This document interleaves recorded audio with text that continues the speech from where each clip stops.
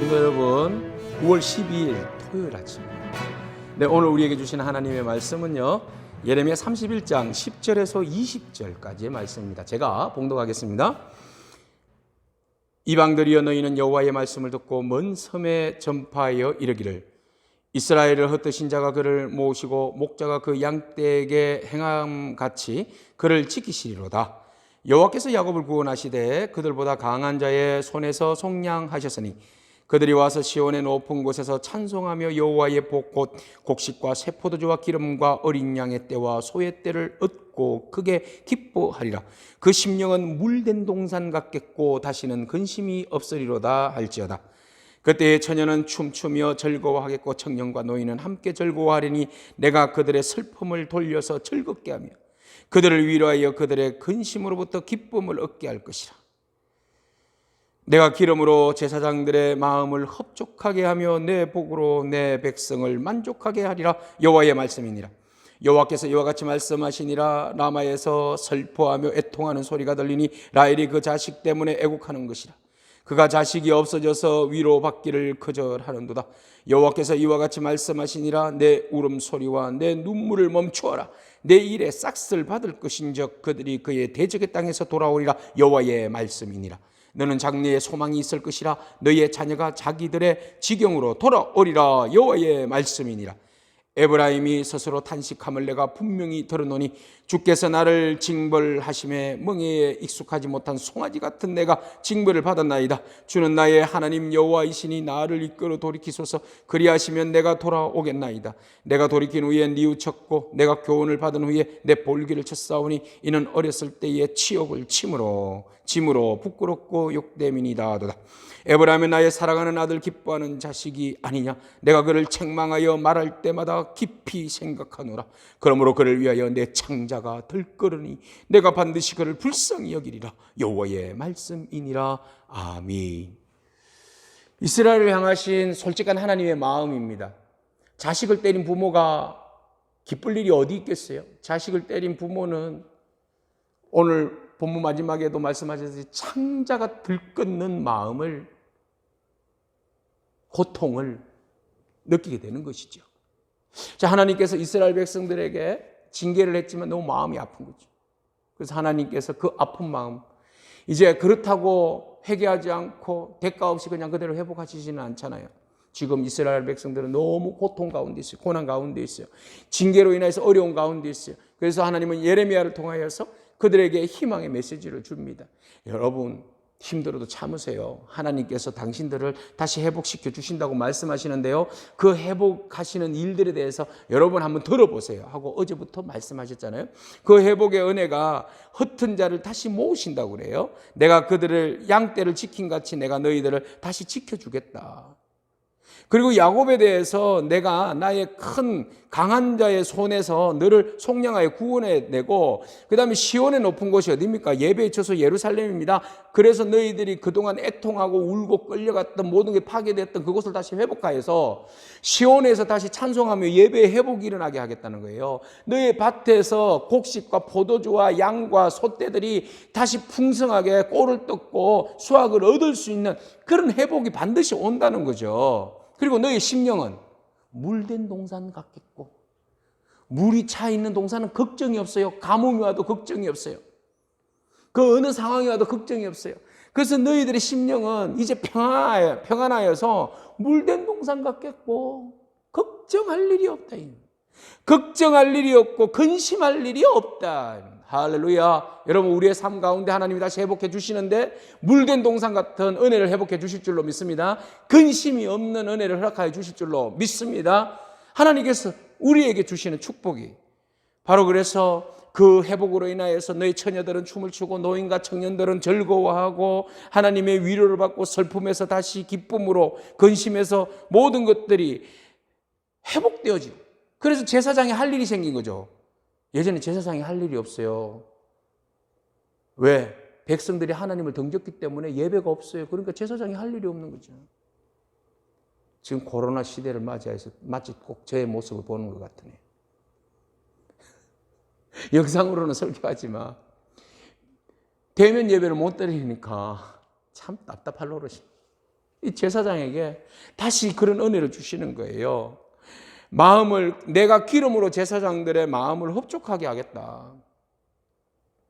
짐승을 잡고 그 기름으로 하나님 앞에 번제와 소제와 화목제를 드리고 축복이 이루어지고, 또 제사장은 거기서 오는 산물을 먹고, 그러면서 제사장은 백성들을 축복하는 그 은혜, 백성들은 그 축복을 받고 삶이 잘됨으로 하나님 앞에 감사와 영광을 올려드리는 은혜, 이 모든 것들이 종합 세트가 되어서 하나님 앞에 영광을 올려드리는 이 기쁨, 예배와 모든 회복의 기쁨을 다시 허락하여 줄 것이다. 이 은혜가 코로나 시대는 물러가고 우리 교회 가운데, 이 나라, 이 민족 가운데, 열방 가운데 임할 줄로 믿습니다. 여러분 가운데 임할 줄로 믿습니다. 집 가운데, 가정 가운데 임할 줄로 믿습니다. 하나님이 이렇게 회복해 주시는데요. 예전에 라헬이 자식이 없어서 얼마나 애통했습니까? 그래서 이스라엘 사람들은 슬픔과 고통을 당할 때는 마치 라헬이 자녀가 없어서 막 통곡을 하는 그런 심정을 표현해요.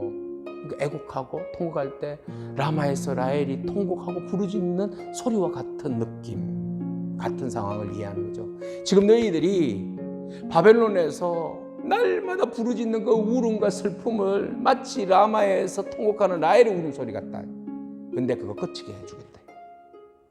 그 눈물을 멈추게 하고 내가 다시 너희들을 위로하고 다시 대적의 땅에서 돌아오게 하겠다. 언제요? 17절. 너의 장래의 소망이 있을 것이다. 너의 자녀가 자기들의 지경으로 돌아오리라. 여호와의 말씀입니다. 지금은 징계의 때지만 장래에 그 일들이 일어날 것이다. 소망을 잃지 말라는 거예요. 그 기간이 너무 길잖아요. 지쳤어요. 힘들어요. 여기에서 포기하고 싶어요. 여기까지 하고 싶어요. 아니, 너희에게는 회복의 기회가 반드시 와. 그러니까 장래에 소망을 두고 끝까지 인내하고 참으라는 겁니다. 할렐루야. 여러분 좀 힘드시죠? 그렇지만 소망을 가지고, 우리가 하나님 나라의 백성이잖아요. 하나님 아버지 아들이잖아요. 자녀잖아요. 하나님이 우리를 책임져 주셔요. 여러분 가정, 우리 교회 책임져 주실 줄로 믿습니다. 그러니까 여러분 염려하지 마세요. 하나님 기대하고 소망 품기를 원합니다. 오늘 우리에게 주신 그 일들에 대해서 최선을 다하기를 원합니다. 그러면 하나님께서 회복해 주시는 거죠. 이스라엘, 그들의 공로 없어요. 그렇지만 하나님의 전적인 은혜와 사랑으로 회복해 주시잖아요. 하물며 우리가 열심히 기도하고 눈물을 흘리고 하나님 이 성전에 회복을 주십시오 라고 부르짖는 우리들의 기도를 외면하시겠습니까? 하나님 은혜를 베풀어 주실 줄로 믿습니다. 그 하나님 소망 두고 기대하기를 축복합니다. 이스라엘 백성들에게 소망을 주시는 하나님, 에브라임이 스스로 탄식하며 부르짖고 하나님 앞에 돌이키고 돌아왔어요. 뉘우치고 돌아왔어요. 그들이 그동안 이 모든 것들이 수치가 치욕거리가 자기의 죄임을 알았어요. 그러니까 중요한 것은 회복 이전에, 소망 이전에 우리 자신들을 조금 섬세하게 디테일하게 돌아볼 필요가 있어요. 행여 하나님, 우리가 교회 앞에 잘못한 거 없습니까?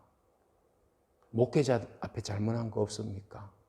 우리 성도 앞에 잘못한 거 없습니까? 우리 가정에서 우리가 잘못한 거 없습니까? 이런 여러 가지 일들을 내려놓고 하나님께 물어봐요. 그리고 행여나 우리의 마음 가운데 질림이 있고 그 죄에 대한 마음이 있으면 하나님 앞에 회개합니다. 에브라임, 이스라엘이죠. 이스라엘의 그 오만하고 교만하고 하나님 없이 우상 숭배 속에서 빠져 있었던 그들이 이제 하나님 앞에 주님, 우리를 돌이키소서. 그러면 우리가 돌아갈 수 있겠습니다. 회복시켜 주세요. 우리가 뉘우치고 있습니다. 하나님, 우리의 볼기를 쳤사오니 우리의 치욕이 너무 부끄럽고 욕됩니다. 다시 용서하시고 다른 사람들에게 치욕거리가 아니라 다시 회복이 되어서 하나님의 은혜 가운데 서게 하소서. 이런 기도가, 에브라임의 기도가 오늘 우리의 기도가 되기를 원합니다. 자, 에브라임은 하나님의 사랑받는 자녀입니다. 그들이 비록 우상숭배에 빠지고 하나님을 등졌지만, 그러나 하나님은 그 자식이 자격이 없다고 자식이기를 포기하지 않습니까? 그게 아버지의 마음이에요.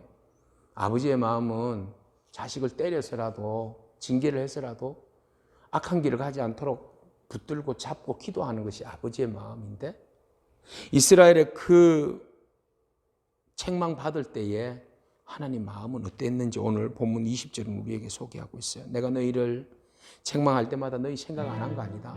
외면한 거 아니야. 아무 생각 없이 너희들 막 때린 거 아니야. 난 너희를 생각할 때마다 내 창자가 들끓는 마음을 느꼈어. 나의 마음이 얼마나 아팠는지 아니? 내가 너희를 얼마나 불쌍히 여겼는지 아니? 그래, 아버지의 마음. 20절, 에브라임은 나의 사랑하는 아들, 기뻐하는 자식이 아니냐? 내가 그를 책망하여 말할 때마다 깊이 생각하노라. 그러므로 그를 위하여 내 창자가 들끓으니 내가 반드시 그를 불쌍히 여기리라. 여호와의 말씀입니다.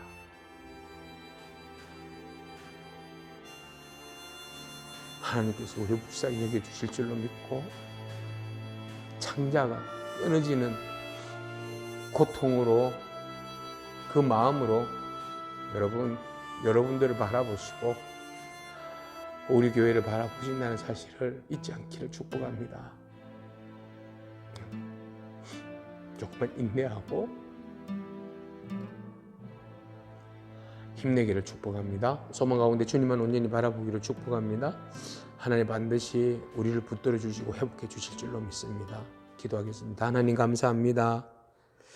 하나님의 책망 앞에 그 어느 누가 순종하지 아니할 자, 그것을 받아들이지 아니할 자가 있겠습니까?